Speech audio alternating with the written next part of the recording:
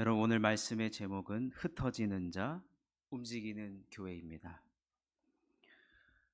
보니까 독감이 유행이고, 그리고 많은 분들이 또 감기 때문에 힘들어 하시는 것 같습니다. 오늘 예배하는 가운데 기침도 사라지고, 예배하는 가운데 아픈 것도 사라지고, 그런 은혜가 있었으면 좋겠습니다. 그런 기침 줄어들지어다. 하여튼 여러분 건강하시고, 하여튼 이 환절기 때 정말 여러분 건강하시도록 더 많이 기도하고 또 하나님 앞에 기도하겠습니다. 오늘 설교는 제가 오늘 칼럼의 내용을 소개하면서 시작하도록 하겠습니다. 지난 2월 7일 토요일이었거든요. 여러분 그때 기억하십니까? 영하 13도, 우리 교회 학교 영유아부가 그때 성경학교를 했었거든요. 그때 얼마나 추웠는지 몰라요. 그런데 한 2년 전부터 우리 교회에 와서 전도해주는 청년들이 그날도 우리 교회에 와서 전도를 하겠다는 연락을 받았습니다. 그리고 2월 7일 토요일 날 그 추운 날 전도를 하고 갔던 한 청년이 그 다음 주 금요일 날 또 우리 교회를 와서 전도를 하겠다는 거예요. 그래서 지난 2월 달에 2번이나 우리 교회에 와서 전도를 하게 되었습니다. 자, 사진을 한번 보겠습니다. 저렇게 금요일 날 온 청년들이에요. 명절 전이었어요. 저 때가 명절 전날 와가지고 지금 전도 포장하고 금요일 날 오후 2시에 와서 6시까지 전했습니다. 자, 저긴 이제 금요일이고 그 전주 토요일 영하 13도일 때 왔던 청년들한테 제가 물어봤어요. 그날따라 물어보고 싶더라고요. 오늘 왜 이렇게 추운 날임에도 불구하고 전도를 오게 됐냐고 물어봤더니 한 남자 청년이, 글쎄요 목사님, 이번 주 월요일에 목사님이 꿈에 나왔습니다, 그러는 거예요. 아, 그래? 그럼 내가 꿈에 나오면 꼭 전도하러 와야 되겠니? 자기는 그렇게 받아들였다는 거예요. 꿈에 목사님이 나왔으니 내가 그 교회에 가서 복음을 전해야 되겠다, 그렇게 해석을 한 거예요. 그리고 나서 금요일 날 금요일 날도 제가 또 물어봤어요. 오늘 이렇게 명절 전날인데 어떻게 이렇게 전도하러 오게 됐냐고. 그 전에 5명이 왔는데 한 명은 간호사예요. 3교대 근무를 하는데 그날 딱 마침 쉬는 날인데 전도하러 가자 해가지고 따라왔다는 거예요. 그 딱 하루 쉬는 날. 나머지 4명은 대학생들이었습니다. 제가 물어봤죠. 어떻게 본교회도 아니면서 우리 교회까지 와서 복음을 전할 생각을 했느냐라고 물어보니까 한 자매가, 목사님, 우리 교회에서 1월 1일 날 집회가 있었어요. 축복 성회가 있어가지고 목사님 말씀을 듣고 합심 기도 시간 때 기도를 딱 하려고 눈을 감고 한참을 기도를 하는데, 글쎄 내 앞에 눈 감고 기도하잖아요. 눈 감고 기도하는데 쉴만한 물가교에 이 글자가 대문짝만하게 기도하는데 그게 보이더라는 거예요. 그래서 이게 도대체 무슨 일인가 하다가 눈을 떴더니, 여러분 지금 장의자 앞에 성경책 놓으라고 하는 이게 뭐라 그러죠? 이게 있잖아요. 근데 거기 앞에도 쉴만한 물가 교회가 보이더랍니다. 그래서 이것을 어떻게 받아들였냐면, 내가 쉴만한 물가 교회에 가서 전도를 해야 되겠다. 여러분 어떻게 이렇게 기특한 생각을 할 수가 있습니까? 그래가지고 전도하러 온 거예요. 근데 전도하러 오려고 딱 마음을 먹으니까 어떤 모르는 성도님이 전도하러 갈 때 빈손으로 가지 말고 교회에 물품, 전도 물품을 사가지고 가라고 전도비를 후원해 주셨대요. 그래서 그날은 핫팩 있죠, 핫팩.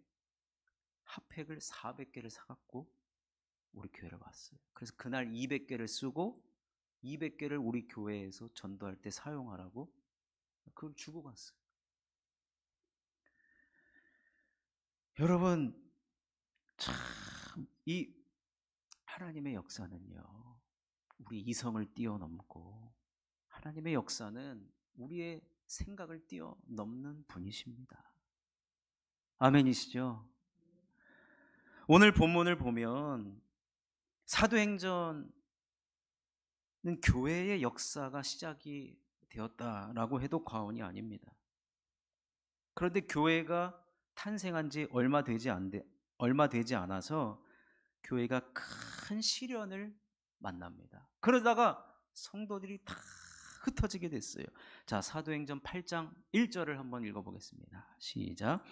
그날에 예루살렘에 있는 교회에 큰 박해가 있어 사도 외에는 다 유대와 사마리아 모든 땅으로 흩어지니라. 그러다가 스데반 집사님이 순교를 당하는 일까지 엎친 데 덮친 격으로 벌어지자 성도들이 더 많이 흩어지게 됩니다. 자, 11장 19절을 읽어보겠습니다. 시작. 그때 스데반의 일로 일어난 환란으로 말미암아 흩어진 자들이 베니게와 구브로와 안디오까지 이르러 유대인에게만 말씀을 전하는데, 여러분, 교회의 본질은요, 첫째로 모여야 됩니다. 첫째로 모여야 돼요. 모여서 예배도 드리고, 모여서 하나님 말씀 듣고, 모여서 떡을 나누고, 모여서 교제를 하고. 그런데 지금 이 시련과 이 환란 때문에 교회가 모이지를 못했어요. 오히려 흩어지게 되었습니다.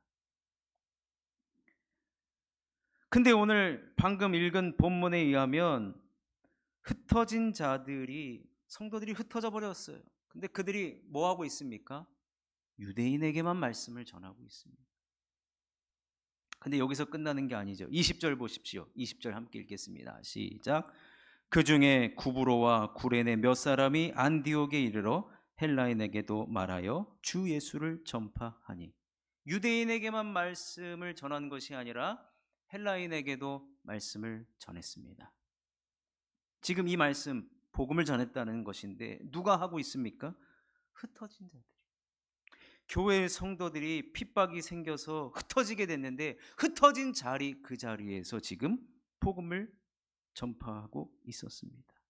여러분, 이 말씀 보면서 오늘 우리가 전도에 대해서 좀 다른 시각을 가지셨으면 좋겠어서 오늘 이 본문을 선택을 했습니다.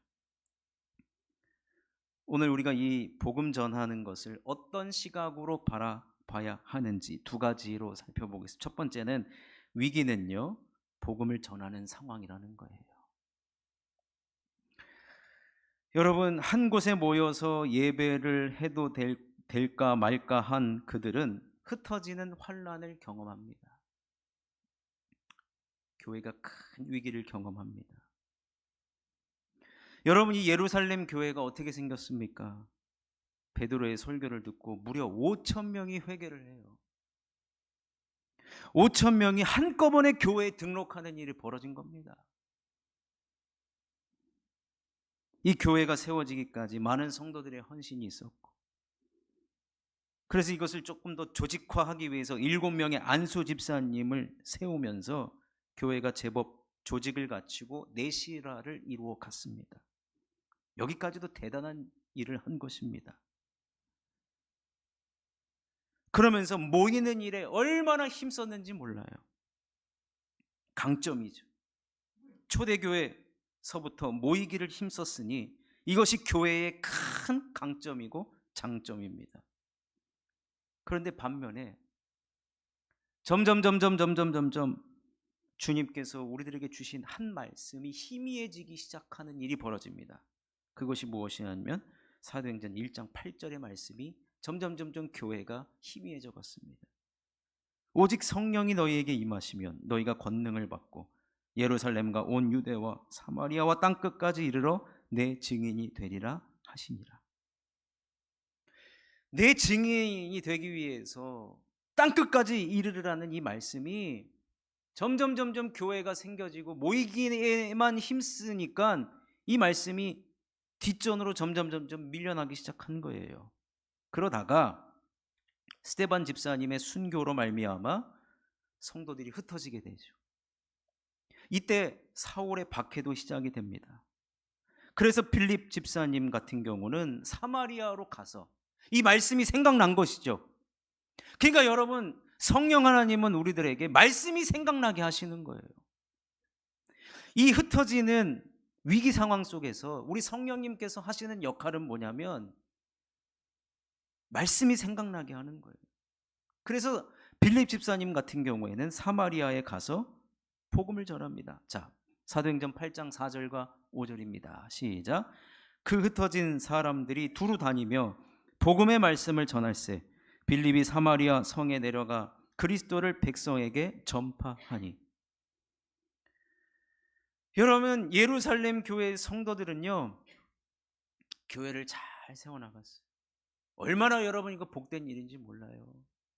주님의 몸된 교회를 함께 세워나가는 것, 이것도 대단한 복입니다. 아무나 할 수 없는 것입니다. 그런데 동시에 여러분, 우리 그리스도인은요 늘 성령에 민감해야 돼요. 왜요? 성령은 우리에게 말씀을 깨닫게 해주시기 때문에. 땅끝까지 가서 내 증인이 되라는 말씀이 점점 희미해져 간단 말이에요. 그래서 어떤 신학자는 좀 더 과격하게 이 본문을 해석할 때 하나님께서 일부러 이 말씀이 생각나도록 교회에 위기와 박해를 주었다라고 이야기하기도 합니다. 어찌됐든 여러분, 지금 위기 상황을 겪었습니다. 여러분, 우리 그리스도인들이 위기를 만났을 때 보통 대부분 어떻게 합니까? 내가 병이 걸렸어요. 아니면 가정에 좋지 않은 일이 생겼습니다. 여러분, 여러 가지 위기를 우리가 겪을 때 우리 그리스도인들이 사실 가장 먼저 하는 것이 무엇이죠?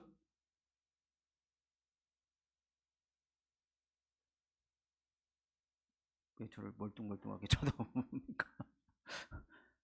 기도 아닙니까? 여러분, 우리 위기 만났을 때 기도하지 않습니까? 새벽 기도 안 나오시는 분이 나오면은 가슴이 덜컹합니다. 네. 여러분, 우리가 위기를 만났을 때는 당연히 우리 하나님 앞에 엎드립니다. 하나님 살려달라고 기도, 때로는 금식 기도도 합니다. 맞죠? 위기를 만났는데도 될 대로 되라. 기도 안 하면 안 됩니다. 기도해야 됩니다. 그런데요, 오늘 본문을 제가 새로운 시각으로 바라보자고 말씀을 드렸는데, 여러분, 위기를 겪었을 때 기도만이 유일한 방법이 아닙니다. 지금 예루살렘 교회가 큰 위기를 만났어요. 교회가 뿌리째 지금 흔들려요. 그런데 여기서 사도들이, 교회의 성도들이 기도했다는 얘기가 단 한 번도 나오지 않습니다. 그런데 여러분, 진짜 기도를 안 해서 성경이 기록이 안 된 게 아니라 기도도 하고 오늘 본문에 의하면 전도도 했어요.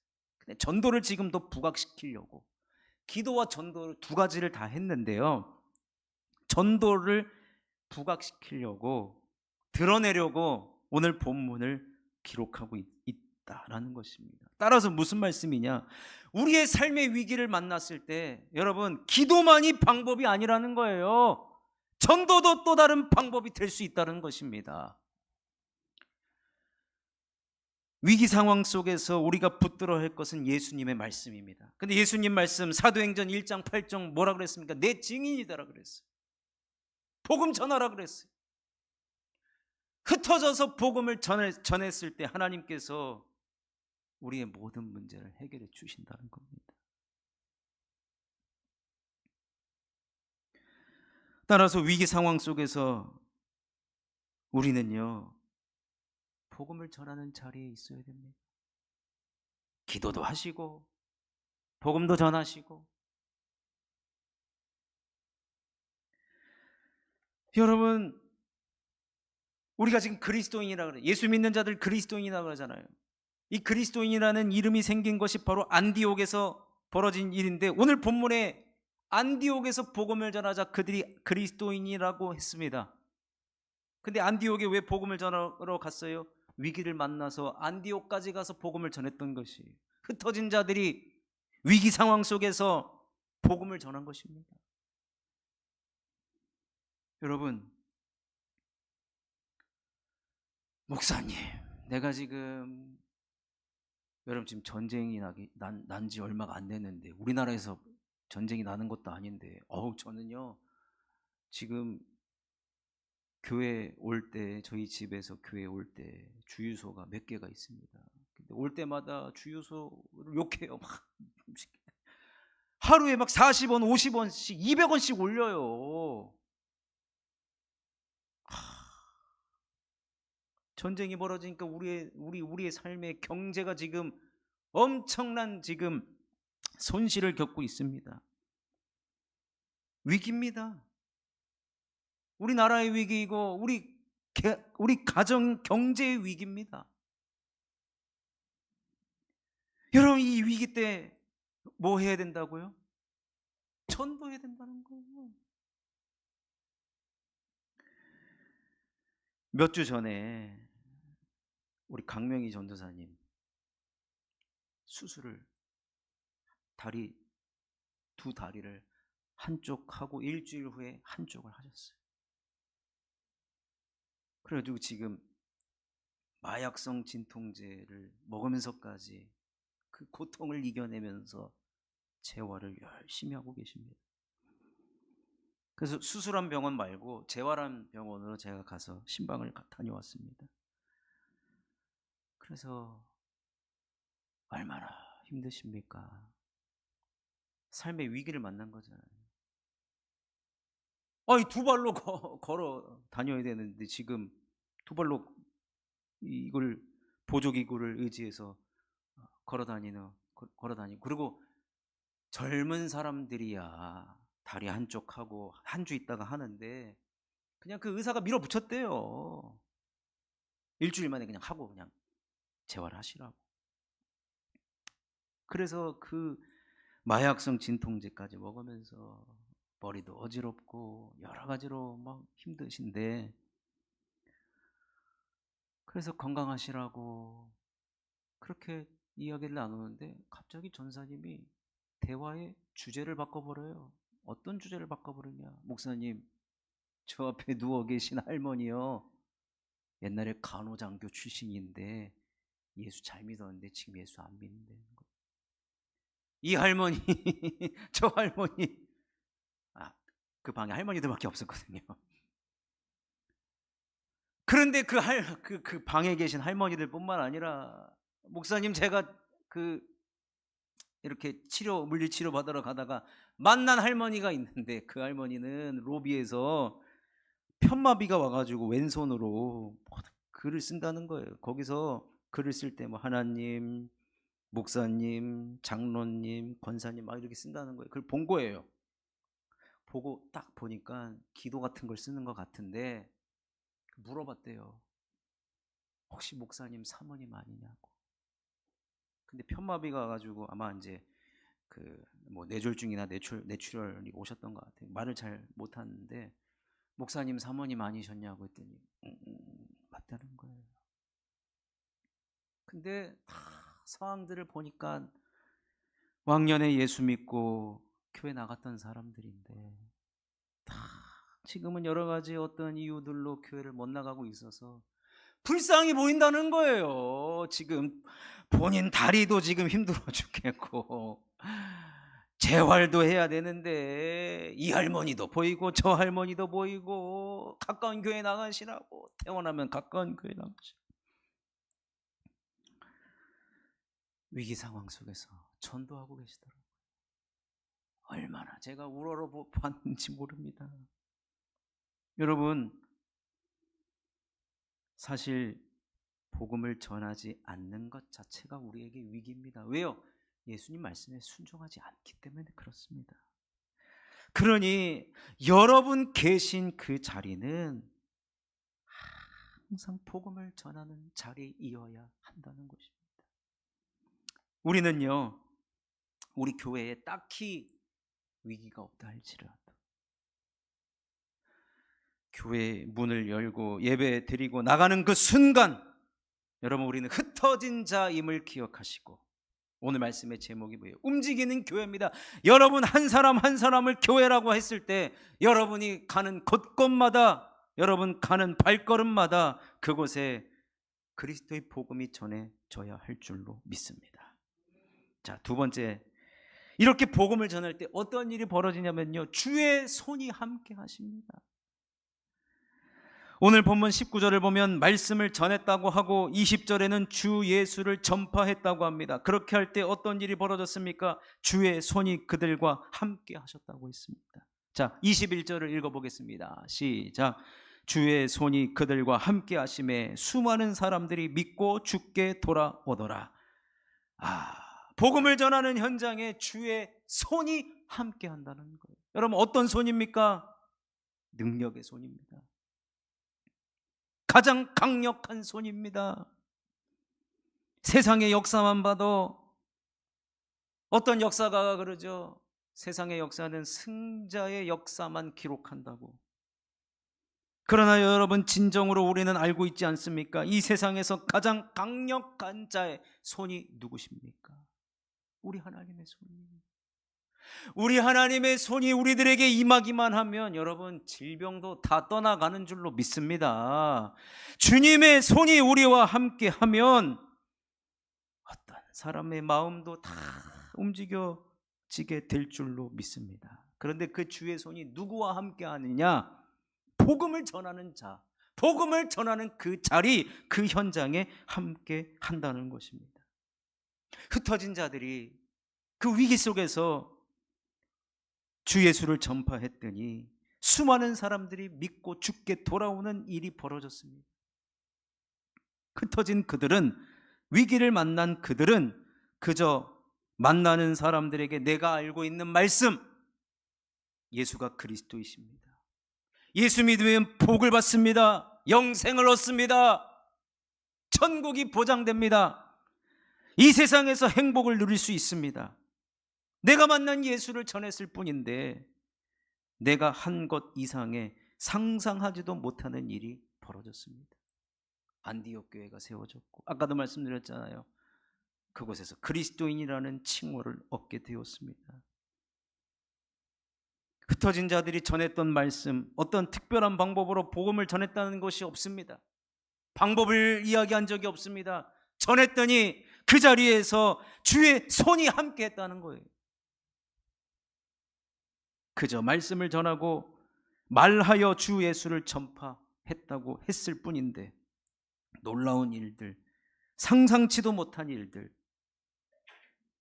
그러니 여러분, 전도는요, 말해야 됩니다. 말하지 않고는 안 됩니다. 그 사람들이 있는 그곳에 가서 말해야 됩니다. 내 삶을 보십시오. 그것이 전도, 당연히 그것도 전도죠. 내 삶으로 하는 전도도 전도이지만 오늘 본문에 의하면 그들은 가서 말했습니다. 예수를 말했어요. 내가 들은 말씀을 말했어요. 내 말 하는 게 아니에요. 들은 말씀을 하면 돼요. 그러니 여러분, 전도는요, 우리 몸을 일으키는 겁니다. 그리고 우리 입술을 여는 거예요. 신앙생활하는 가운데 저도 신앙생활 그렇게 오래 하진 않았습니다. 초등학교 2학년 때부터 했으니까. 신앙생활 하다 보면 업앤다운이 있어요. 정말 스치는 하나님의 말씀에도 온몸으로 주님 뜨겁게 경험하는 경우도 있고, 말씀을 그렇게 막 들었는데도 감흥이 없을 때도 있어요. 신앙생활의 업앤다운이 다 있습니다. 중요한 건 뭐예요? 내가 영적인 침체, 말씀을 들어도 그 말씀이 그 말씀인가 보고 보다 하고, 예배 시간에 왜 이렇게 잠이 쏟아지나? 여러분, 이건 심각한 위기입니다, 사실은. 근데 이것을 여러분 가만히 두면 해결된다? 그런 게 어디 있습니까? 가만히 두면 해결 안 됩니다. 이 위기를 어떻게 여러분 극복해 나가느냐? 제가 오늘 처방해 드리겠습니다. 이건 완벽한 처방입니다. 부작용도 없는 처방입니다. 전도의 현장에 나가보십시오. 오늘 이따가 점심 드시고 전도할 텐데 혹시나 몸이 불편하셔가지고 못 하시겠다 그러면 전도지 가져가셔서 집 주변에 하시면 돼요. 이제부터 여러분 전도하면요 반드시 주님의 손이 함께 하십니다. 그것을 여러분 믿으십시오. 지난 2월 7일 날 영하 13도에 꿈에 제가 나왔다고 해서 하나님이 가라한 소리는 아니셨잖아요. 그런데 얼마나 여러분 전도 현장에서 하나님을 나름대로 경험하니까, 주의 손이 함께 한다는 것을 경험하니까 계속해서 전도하러 오는 것 아니겠습니까? 사랑하는 성도 여러분, 주님이 살아계신지 안 살아계신지, 나와 함께 계시는지 안 계시는지 내가 요즘 잘 모르겠다 그러면요 전도 현장에 계시면 주님의 손이 생생함을 느끼게 될 줄로 믿습니다. 오늘부터 우리 교회가 이제 전도를 합니다. 재작년부터 제가 우리 교회 주변 800세대를 놓고 기도하면서 전도하자고 했습니다.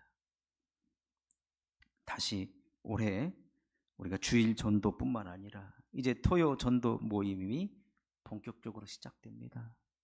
흩어져서 복음을 전하고자 합니다.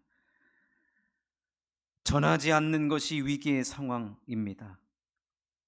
또 우리는 움직이는 교회로서 복음을 전해야 할 것입니다.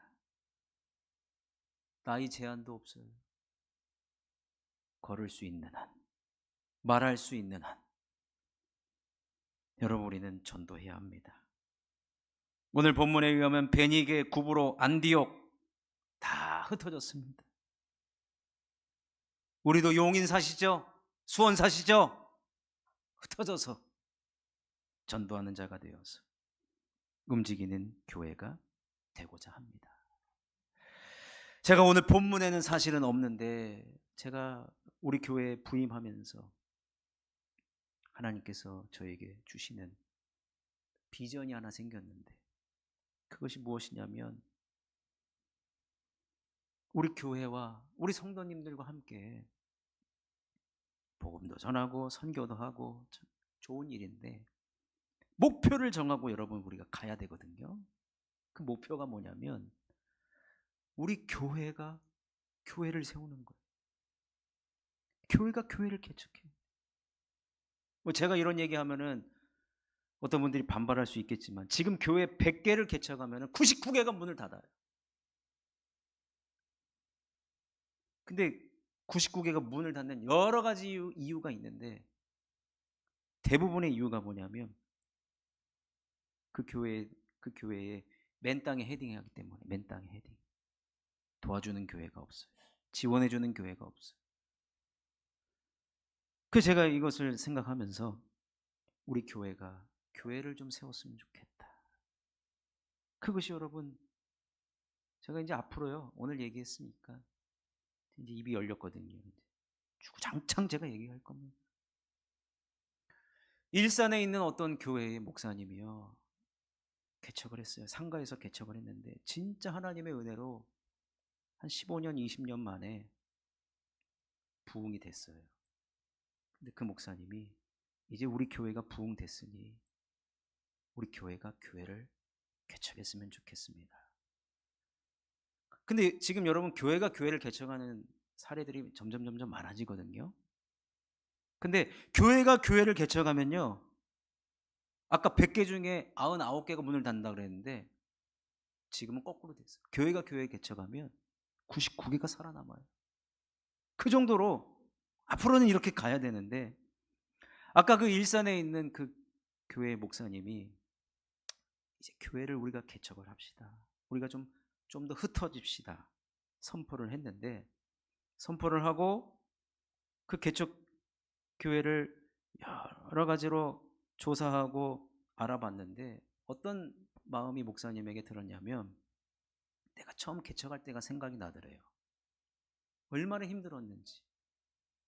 처음에 지하에서 개척을 했는데 어떤 권사님이 재정을 맡겠다고 했는데 얼마 되지도 않은 재정 가지고 잠수를 타셔버렸대요. 본인 권사님 이름으로 교회도 개척을 했대요. 아무것도 몰라가지고 그냥 다 권사님이 맡겨버렸더니, 그래가지고 이 계약도 잘못된 계약이 돼가지고 빈털터리로 나앉게 돼가지고 참 시행착오를 많이 겪어서, 우리 교회가 개척을 해주면은 우리 교회 부목사님 한 분 중에 이제 나가겠죠. 그럼 이분이 나 같은 시행착오를 하게 될 것 같은 생각이 든 거예요. 그래서 차라리 내가 나가자. 담임 목사님 내가 나가자. 그래가지고요, 이 담임 목사님이 본인이 나가겠다라고 한 거예요. 나가서 개척을 하겠다. 본래 교회는 그대로 두고. 근데 성도들이 아무래도 목사님한테 15년, 20년 이상 말씀을 듣고 은혜를 받았기 때문에 따라올 것 같은 거예요. 그래서 따라오지 못할 곳으로 가서 개척을 하겠다고 한 거예요. 그래서 일산에서 포항으로 갔어요. 근데 진짜 한 명도 안 따라오더래요. 근데요, 지금 두 교회가 갈라지고 흩어지니까 두 교회가 더 은혜롭게 성장을 하고 부흥을 하고 또 다른 교회를 개척하려고 준비를 하고 있다고 합니다. 얼마나 여러분, 저는 이 모습이 우리 교회가 앞으로 걸어가야 할 길이라고 보여집니다. 그러니 무엇보다도 우리는 복음을 전하는 일에 또 주의 손이 함께 함을 경험하며 영혼 구원을 위해 힘쓰는 우리 교회, 주님을 뜨겁게 경험하는 저와 여러분이 되시기를 주님의 이름으로 축원합니다.